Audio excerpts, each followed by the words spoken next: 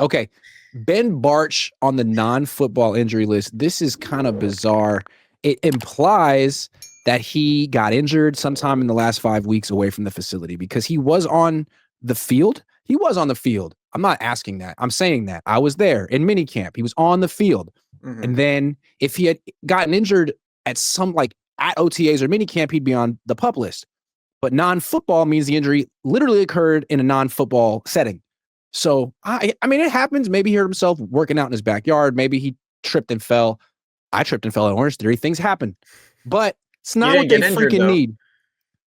Yeah, I didn't. Yeah, it's true. That's not what they need. He's supposed to replace Aaron Banks, and he's hurt. He was hurt last year after he got hurt in his second start. How concerned are you about Ben Bartch in general?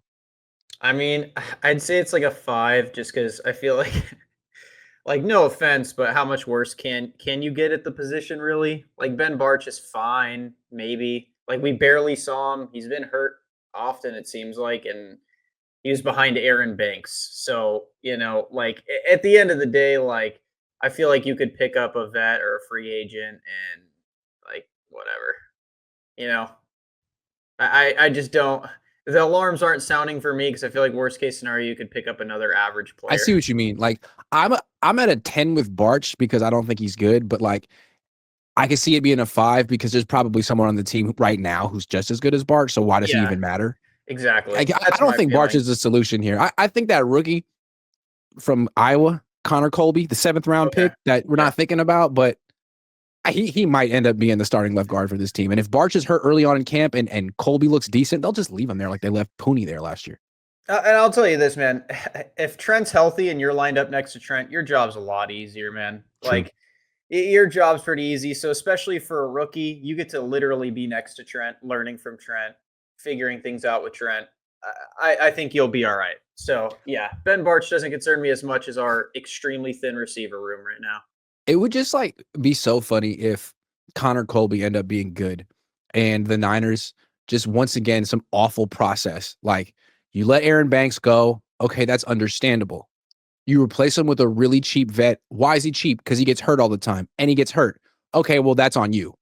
But you're saved because you drafted a guard in round 7 who's good.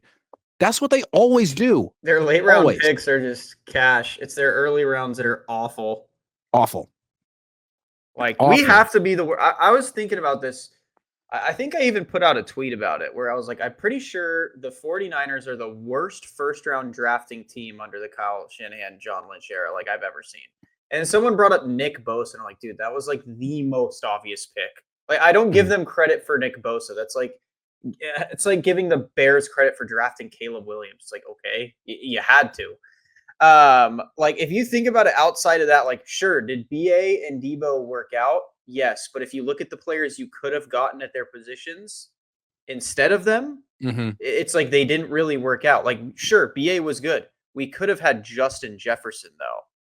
So it's like, was that a good pick? Not in my book. They Because you could have had could have, Justin Jefferson if they had taken him with the pick they used on Kinlaw. yeah. And yeah, yeah, it's true. So it's like at the end of the day, it's like, is it a good pick? You could have Not had really. AJ Brown instead of Debo. Yeah. So yeah, I just we're a terror. We try to do too much in the Well, first I round. think what's interesting about the Niners front office is like they inherited that scouting department, and everyone acknowledges that it's a really good scouting department, and yet they, as a team, suck at drafting the first 3 rounds. And John Lynch talks about how much he empowers the coaches to make decisions in the draft. So they kind of seem like a team that is letting their coaches make too many personnel decisions early, and then this really good scouting department comes in and does great work late. So here's my thought process too. Could you imagine what if Sala, because they said like Sala had a lot of control in our first rounds. What if our first 3 round picks this year are just complete, like he crushes it? Like Michael Williams is a star. Alfred Collins is like, I'm blanking on his name on the Eagles. The dude that's incredible. Jalen Carter. Yeah, Jalen Carter. What if he's like a Jalen Carter type player? Like, and Yeah. Sala just murders it. Like, in my opinion, dude, you have to think about keeping Sala over Kyle. If he does, then someone else is going to want him to be their head coach, and the Niners going to have to make a real decision. Like, in my opinion, dude, like if you see him come in and just homer in the first 3 rounds, like, damn, Kyle and John are really bad at this thing, especially with Ricky on pup.